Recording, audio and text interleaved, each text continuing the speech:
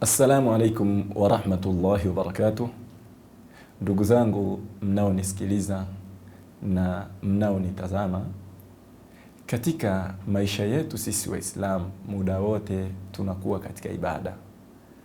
Mtume sallallahu alayhi wasallama alikuwa akimtaja Mwenyezi Mungu muda wote, na kumtaja Mwenyezi Mungu ni katika vitu vinavyomtofautisha kati ya aliye hai na aliyekufa. Kwa kumtaja Mwenyezi Mungu unakuwa hai mbele ya Allah Subhanahu wa Ta'ala, na kutomtaja Mwenyezi Mungu unakuwa ni sawa na aliyekufa.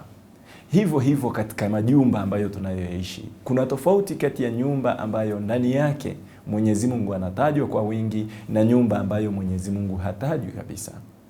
Mtume sallallahu alayhi wasallam anasema, mathalul baiti alladhi yudhkaru Allahu fihi, mfano wa nyumba ambayo anatajwa Mwenyezi Mungu ndani yake, wal baiti alladhi la yudhkaru Allahu fihi, na nyumba ambayo hatajwi Mwenyezi Mungu ndani yake, mathalul hayy wal mayyit, ni mfano wa aliye hai na aliyekufa.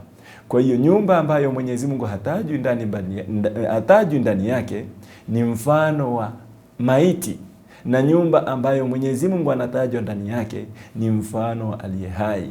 Tumtaje Mwenyezi Mungu Subhanahu wa Ta'ala kwa wingi katika majumba yetu. Wassalamu alaikum wa rahmatullahi wa barakatuh.